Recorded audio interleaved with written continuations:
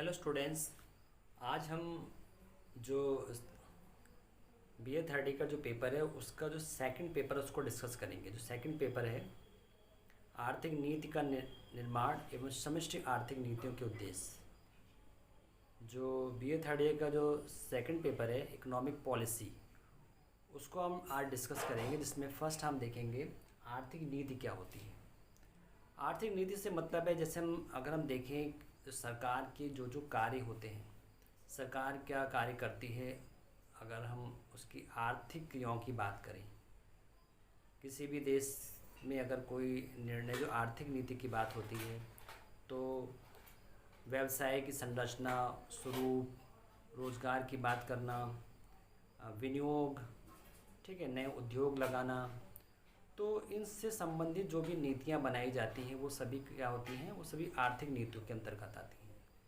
जैसे कि हम देखते हैं कि हमारे आसपास जो व्यवसाय हो रहे हैं तो उन व्यवसायों को उनका स्वरूप क्या होगा, उनको लाइसेंसिंग कैसे दी जाएगी, कोई व्यवसाय का क्या टाइप्स होगा, ठीक है, या किस तरह के उद्योग लगाए जाएंगे, उद्योगों को लगाने के लिए जो जो उनको प्लेस दिया जाएगा या उनको किस तरह के उद्योग वो कहाँ पे लगा सकते हैं, या फिर रोज़गार के क्षेत्र में हम कैसे हम उसको बढ़ोतरी करें, रोज़गार को कैसे बढ़ाया जाए, विनियोग कहाँ किया जाए जिससे कि ज़्यादा से ज़्यादा देश की जो आर्थिक स्थिति में सुधार लाया जाए, किस तरह से देश की जीडीपी को में ग्रोथ लाई जाए। तो इस तरह से देखा जाए तो जो जो आर्थिक निर्णय लिए जाते हैं, अर्थशास्त्र या आर्थिक क्रियाओं से रिलेटेड जो भी निर्णय लिए जाते हैं वो सभी किस में आते हैं, आर्थिक क्रियाओं में आते हैं। अगर हम इसकी एक मीनिंग की बात करें तो आर्थिक नीति सरकार की उन क्रियाओं को कहते हैं जो सरकार आर्थिक क्षेत्र में लेती है। ठीक है, हम आर्थिक नीति से मतलब क्या है कि जो सरकार आर्थिक क्षेत्र में जो निर्णय लेती है। आर्थिक क्षेत्र से मतलब जैसे मैंने आपको बताया कि विनियोग है, व्यवसाय है, रोजगार है, या जो भी उद्योग हैं, इन सब चीज़ों से रिलेटेड जो भी निर्णय लिए जाते हैं उन सभी निर्णय को क्या कहा जाता है, आर्थिक नीति कहा जाता है। अब हम बात करते हैं आर्थिक नीति के प्रकार की। आर्थिक नीति का प्रकार की बात करें तो ये दो प्रकार से हम नीतियाँ सरकार बनाती है, व्यष्टि आर्थिक नीति और समष्टि आर्थिक नीति। व्यष्टि आर्थिक नीति जैसे कि हम बात करते हैं माइक्रो, जैसे हम बोलते हैं, हम जैसे व्यष्टि अर्थशास्त्र पढ़ते हैं माइक्रो इकोनॉमिक्स और समष्टि अर्थशास्त्र मैक्रो इकोनॉमिक्स, उसी तरह जो सरकार अपने जो नीतियाँ बनाती है वो भी इसी तरह डिवाइड करती है व्यष्टि आर्थिक नीति और समष्टि आर्थिक नीति। व्यष्टि आर्थिक नीति जैसे कि हम जानते हैं जब किसी एक यूनिट की बात होती है, ठीक है, एक इकाई की बात होती है, एक एक कारखाना, एक उद्योग, एक व्यक्ति, एक परिवार, एक वस्तु। तो इस तरह से जब सरकार किन्हीं एक विशिष्ट इकाई की बात करती है, एक पर्टिकुलर यूनिट की बात करती है, और जब उन इकाइयों को लेकर, एक इकाई को लेकर, एक उद्योग को लेकर, एक वस्तु, एक किसी वस्तु इंडिविजुअल प्राइस की जब बात होती है तो वो उससे रिलेटेड जो भी नीतियाँ बनाई जाती हैं वो सब किस में आती हैं, व्यष्टि आर्थिक नीति में आती है। यहाँ पे जो मेन फोकस होता है वो होता है कुशलता और समानता का। यहाँ पे कोशिश ये की जाती है कि जो भी उद्योग हैं या जो परिवार है, जो व्यक्ति है, किस तरह से उनको कुशल बनाया जाए और किस तरह से उनमें इक्वालिटी लाई जाए। ठीक है, हर अलग अलग जो इंडिविजुअल यूनिट्स हैं उनमें उनको कैसे उनकी परफॉर्मेंस को सुधारा जाए और किस तरह से जब बाकी जो उद्योग हैं उनमें वो भी एक आगे बढ़कर एक उनके इक्वल हो सके। तो यहाँ पर्टिकुलर यूनिट की बात होती है, तो उससे किसी एक यूनिट की जब बात की जाती है, ठीक है। व्यष्टि आर्थिक नीति से जैसे हमने बात की कि जब किसी पर्टिकुलर यूनिट की, एक उद्योग की, एक व्यक्ति, एक परिवार, ठीक है, तो वहाँ पे हम जब बात करते हैं इनसे रिलेटेड कोई भी नीतियाँ बनाई जाती हैं तो वो हमारी व्यष्टि आर्थिक नीति के अंतर्गत आती हैं। इसमें जो बात की जाती है वो कुशलता और समानता की बात की जाती है, किस तरह से हम एक किसी यूनिट के में उसकी स्किल्स को बढ़ाया जाए, उसकी परफॉर्मेंस को इम्प्रूव किया जाए, जैसे कि भी और किसी जो दूसरे यूनिट्स हैं अपने कंपटीटर्स के समान वो भी वर्क करने लगें। हम बात करते हैं समष्टि आर्थिक नीति। समष्टि आर्थिक नीति से मतलब है macro economic policy. Macro economic policy से मतलब क्या हुआ, जैसे कि अभी हमने बात की थी वेस्ट आर्थिक नीतियों में, जहाँ पे एक इंडिविजुअल यूनिट की बात होती थी, यहाँ पे एक एग्रीगेट इकोनॉमिक की बात होती है। कुल विनियोग, कुल रोजगार, कुल मांग, कुल पूर्ति, ठीक है, या समान कीमत स्तर।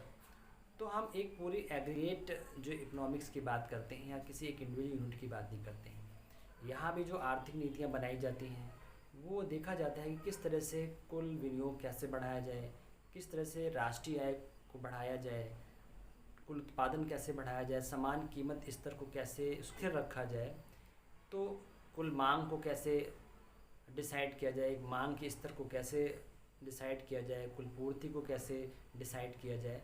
तो ये सारी बातें उसमें डिस्कस की जाती हैं। एक आर्थिक जो हम समष्टि आर्थिक नीति की बात करते हैं, ये एक पूरी होल इकोनॉमी की बात होती है।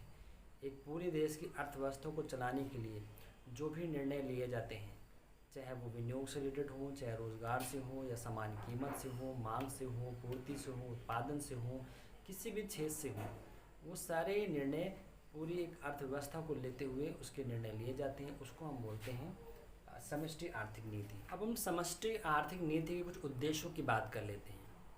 अब हम इस उद्देश्य को समझने के लिए एक फॉर्मेट में आपको दिखाता हूँ, एग्जाम्पल दिखाता हूँ, उसको आप ध्यान से देखिए। एक चार्ट में आपके सामने शो कर रहा हूँ। इस चार्ट को देख के आप समझिए कि एक समष्टि आर्थिक नीति के उद्देश्य क्या होते हैं। ठीक है, जैसे कि इसमें पहले जो सम्मानित उद्देश्य दिए गए हैं फर्स्ट कॉलम में, ठीक है, उसमें हमने देखा विकसित देश और विकासशील देश, दो कॉलम में उनको अलग अलग रख लिया है। विकसित देश के जो उद्देश्य क्या हो सकते हैं? पूर्ण रोजगार, कीमत स्थिरता, विदेशी विनिमय की स्थिरता एंड वितरणात्मक न्याय। तो ये वाले जो उद्देश्य हैं ये किसके हो सकते हैं? एक विकसित राष्ट्र के हो सकते हैं। और जो विकासशील देश हैं उसके क्या क्या उद्देश्य होते हैं? आर्थिक समृद्धि, अधिकतम उत्पादन तथा पूर्ण रोजगार, कीमत स्थिरता के साथ विकास, आय तथा धन की असमानता को दूर करना, भुगतान शेष की स्थिरता, क्षेत्रीय असंतुलन को दूर करना। ये हमारे विकासशील देश के उद्देश्य हो सकते हैं। अब हम देखते हैं नीति, लक्ष्य, विशिष्ट मूल्य क्या होते हैं। ये उद्देश्य हो गए विकसित देश के और विकासशील देश के। अब हम किस तरह से नीति, लक्ष्य क्या हो सकते हैं, इन उद्देश्यों को अगर पूरा करना है तो हम क्या लक्ष्य बनाएं, क्या नीतियाँ बनाई गई। तो क्या हो सकता है, जैसे कि मान लिया 2% बेरोजगारी पर पूर्ण रोजगार। अगर हमको लगता है जैसे कि विकसित देश कहते हैं पूर्ण रोजगार, ठीक है, और विकासशील भी कहते हैं अधिकतम उत्पादन तथा पूर्ण रोजगार। तो पूर्ण रोजगार की स्थिति के लिए हम एक लक्ष्य बना लिया, एक नीति बनाई, आर्थिक नीति, जिसमें हम कहते हैं 2% बेरोजगारी पर पूर्ण रोजगार। ठीक है, उसी तरह अगर हम देखें 5% आर्थिक विकास। अब अगर इस बार की आर्थिक जो नीति बनाई गई, हम कहते हैं कि हमें 5% की जो इकोनॉमिक ग्रोथ को हासिल करना है। तो ये एक तरह से क्या हुआ, एक आर्थिक नीति का निर्णय हुआ। या 5% की स्फीति दर पर कीमत स्थिरता, या फिर हम ये डिसाइड कर लेते हैं इन्फ्लेशन रेट कितना होना चाहिए, इससे ज़्यादा इन्फ्लेशन रेट नहीं बढ़ना चाहिए। तो ये एक तरह से लक्ष्य हो सकते हैं आर्थिक नीति के, कि हमने जो हमारे उद्देश्य हैं उन उद्देश्यों को पूर्ति के लिए हम क्या लक्ष्य ये रखें कि जिससे कि हम ये अपनी जो समष्टि आर्थिक नीति के उद्देश्य इनको प्राप्त किया जा सके। और फिर हम देखते हैं इन उद्देश्यों को प्राप्त करने के लिए हमारे पास क्या क्या उपकरण हैं, कैसे क्या क्या ये निर्णयों को या ये लक्ष्यों को कैसे प्राप्त कर सकते हैं। उसमें जैसे दिया है राजकोषीय नीति। राजकोषीय नीति के द्वारा सरकार क्या करती है, अपने लक्ष्यों को प्राप्त करती है। राजकोषीय नीति में क्या होता है, सरकार अपने जो व्यय और आय के संबंध में जो निर्णय लेती है। उसके बाद है मौद्रिक नीति। जो हमारी देश की केंद्रीय बैंक होती है, सेंट्रल बैंक होती है, वो अपनी मौद्रिक नीति के द्वारा सरकार की आर्थिक नीति को सफल बनाने में उसका एक सहयोग करती है। ठीक है, उसके बाद है पूर्ति पक्ष और पूर्ति पक्ष नीति या अर्थशास्त्र। फिर जो भी निर्णय होते हैं कि पूर्ति पक्ष मजबूत किया जाए, प्रोडक्शन बढ़ाया जाए, प्रोडक्शन बढ़ेगा तो क्या होगा, हम मांग को पूर्ण कर सकते हैं, प्राइसेस को कंट्रोल कर सकते हैं। तो ये सारे जो हमने देखा, एक तरह से उद्देश्य देखे, एक विकसित देश के और एक विकासशील का उद्देश्य क्या होता है, फिर उनके लक्ष्य क्या होते हैं, फिर उन लक्ष्य को प्राप्त करने के लिए क्या उपकरण होते हैं जिनके द्वारा लक्ष्य की प्राप्ति की जा सकती है। तो इस तरह से हमने देखा कि आर्थिक नीति क्या होती है। उसमें हमने देखा व्यष्टि आर्थिक नीति और समष्टि आर्थिक नीति अलग अलग क्या होती हैं। उसके बाद हमने एक उसको एग्जाम्पल के साथ समझा, जिसमें हमने ये देखा कि विकसित और विकासशील देशों के अपने अपने उद्देश्य क्या होते हैं, समष्टि आर्थिक उद्देश्य, फिर किन लक्ष्यों को वो प्राप्त करना चाहते हैं, वो लक्ष्य क्या निर्धारित होते हैं आर्थिक नीति में। उसके बाद उन लक्ष्यों को प्राप्त करने के लिए क्या क्या उपकरण होते हैं सरकार के पास, जिनके द्वारा वो लक्ष्य प्राप्त किए जाते हैं।